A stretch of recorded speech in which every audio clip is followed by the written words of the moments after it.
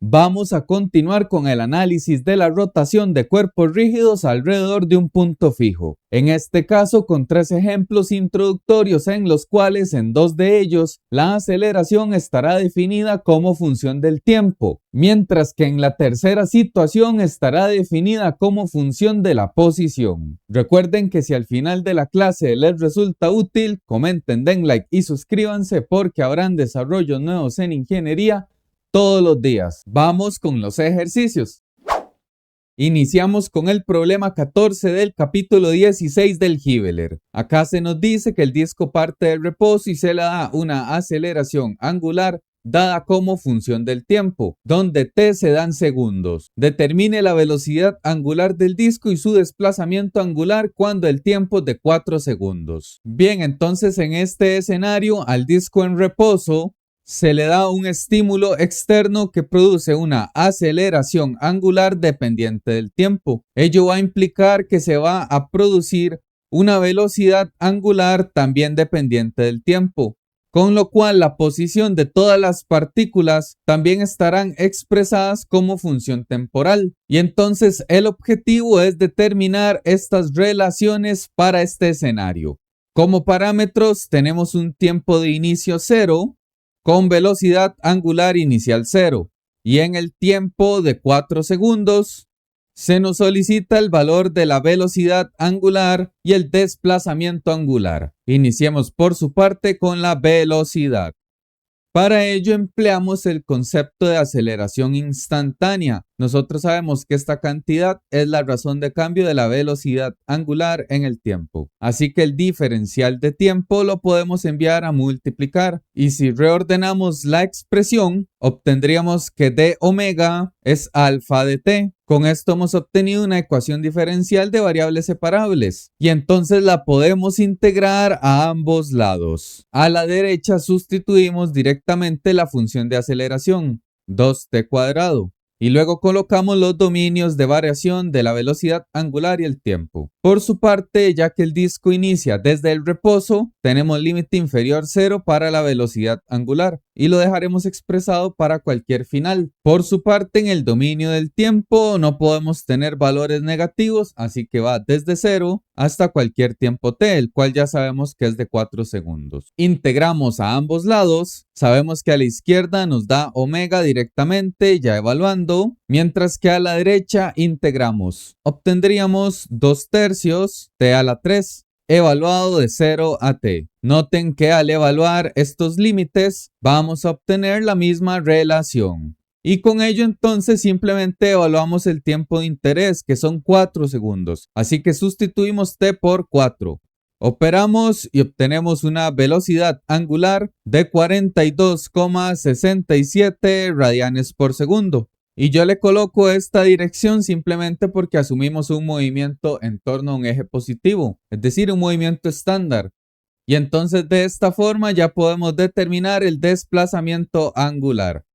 Partimos del concepto de velocidad instantánea, la cual corresponde a la razón de cambio de la posición en el tiempo. Enviamos el de t a multiplicar y reordenamos la expresión, dejando d zeta a la izquierda igual a omega de t. Integramos a ambos lados. Sustituimos la función de velocidad por el resultado que ya hemos obtenido, 2/3 t a la 3. Completamos con los respectivos dominios de variación. Por su parte voy a definir que la posición varía desde una inicial hasta una final y el dominio del tiempo es el mismo, de 0 a t. Integramos a la izquierda, ahí se obtendría zeta menos zeta sub 0. Integramos a la derecha, obtendríamos 2/3 por 1/4 t a la 4. Siempre evaluado de 0 a t. Por su parte, 2 se cancela con 4 y obtenemos ya evaluando estos límites 1/6 t a la 4. Y acá tenemos dos perspectivas para el desplazamiento angular. Por una parte, ya que no se nos dice lo contrario, podemos establecer que la posición angular inicial vale 0.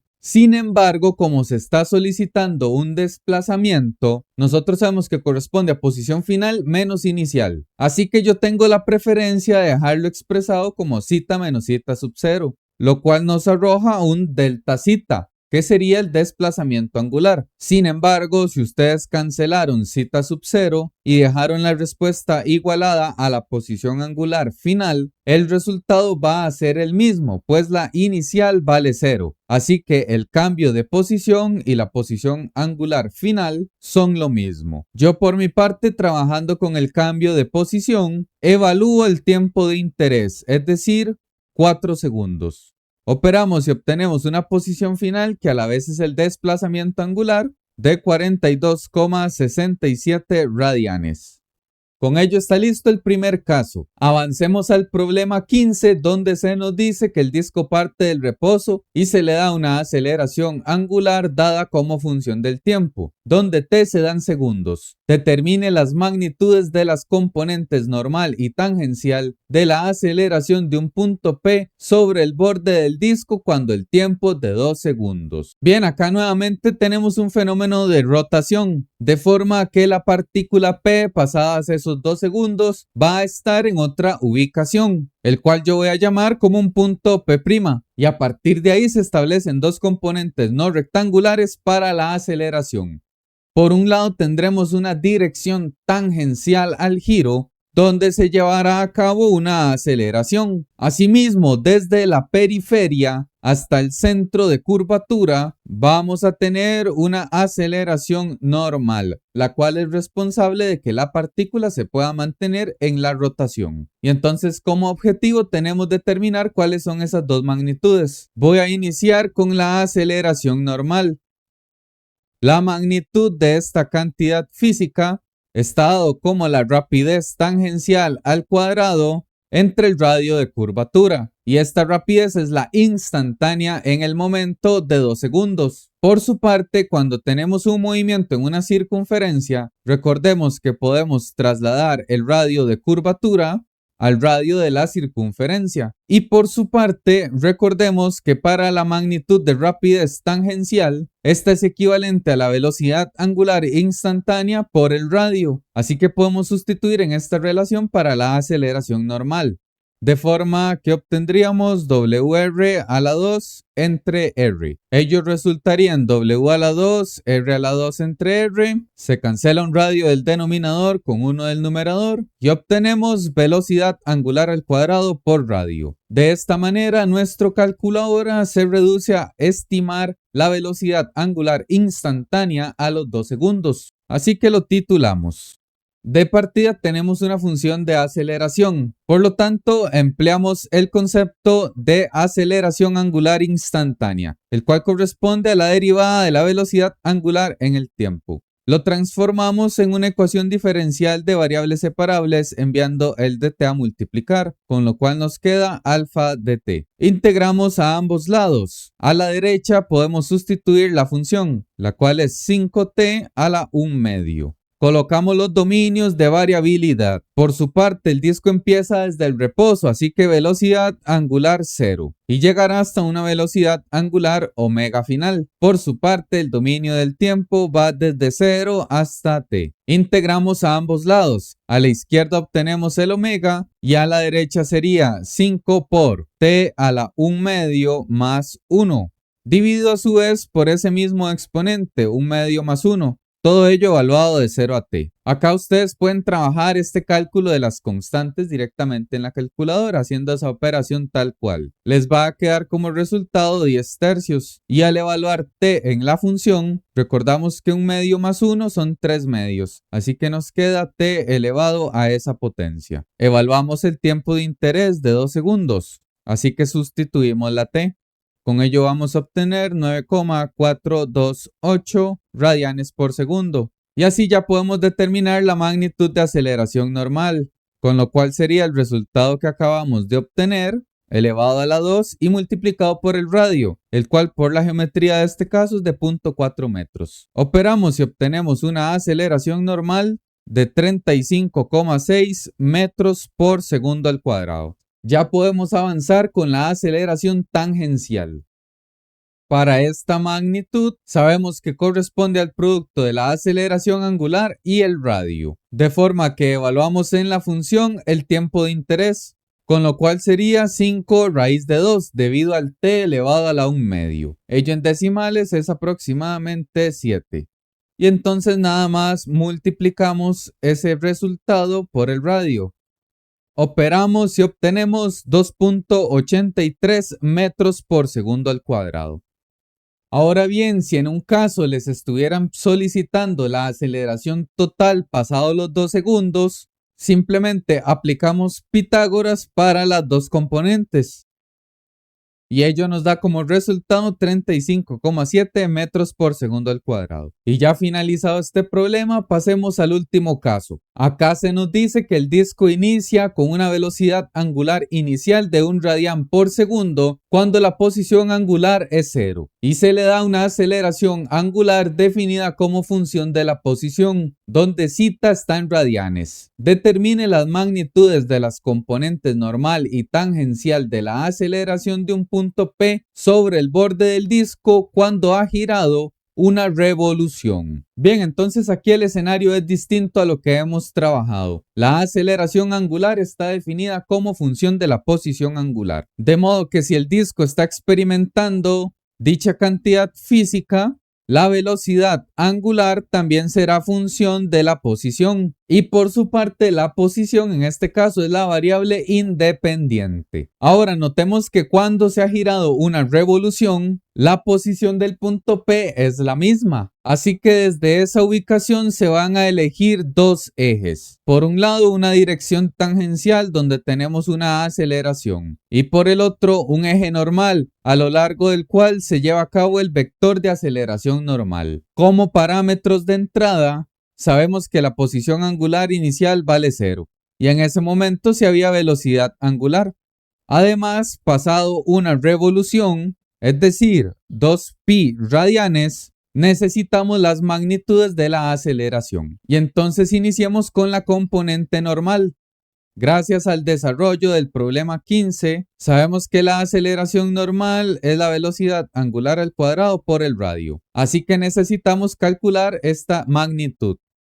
Y ya que tenemos funciones dependientes de la posición, tenemos que emplear otras relaciones. Yo voy a utilizar esta. Se nos dice que la función de velocidad angular instantánea corresponde al producto de la aceleración angular por la derivada de la posición con respecto a la velocidad. Como pueden observar, esta ecuación relaciona las variables que tenemos: velocidad angular, posición y aceleración. Ahora, si enviamos a multiplicar el d omega, obtendríamos una ecuación diferencial, donde sustituyendo alfa, vemos que ha sido de variables separables. Y acá podemos integrar a ambos lados. Y para el dominio de la velocidad angular, en este caso no parte del reposo, así que consideramos un omega sub 0 y lo dejamos planteado para cualquier velocidad angular final. Por su parte está explícito que la posición varía desde 0 hasta una posición final de 2pi radianes. Integramos a ambos lados. A la izquierda nos queda la integral de omega, con lo cual sería 1 medio omega cuadrado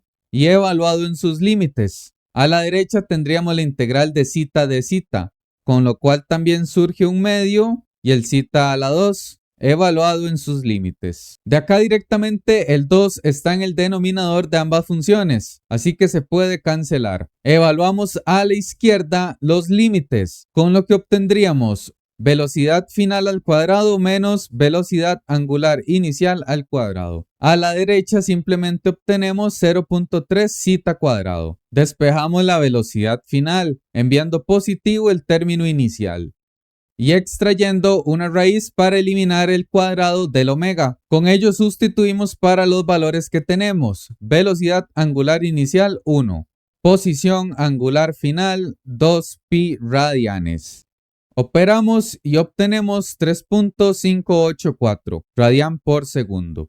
Regresamos ya a la magnitud de la aceleración normal y sustituimos el resultado ya obtenido elevado a la 2 y el radio que es de 0.4. Operamos y obtenemos una magnitud de 5,138 metros por segundo al cuadrado. Y ya finalizada la componente normal, avancemos con la tangencial. Igual que siempre, esta cantidad corresponde al producto de la aceleración angular y el radio. De forma que para la aceleración angular evaluamos la posición de interés, es decir, una revolución 2pi radianes. Sustituimos 0.3 por 2pi. Ello nos da en decimales 1.8849 radianes por segundo al cuadrado. Y ejecutamos el producto, esa cantidad multiplicada por 0.4 que es el radio. Operamos y obtenemos 0.754 metros por segundo al cuadrado. Y nuevamente, en caso que se nos solicite la aceleración total del punto, simplemente tomamos la magnitud de la tangencial, la elevamos al cuadrado, así como la componente normal, aplicamos Pitágoras y obtenemos el resultado.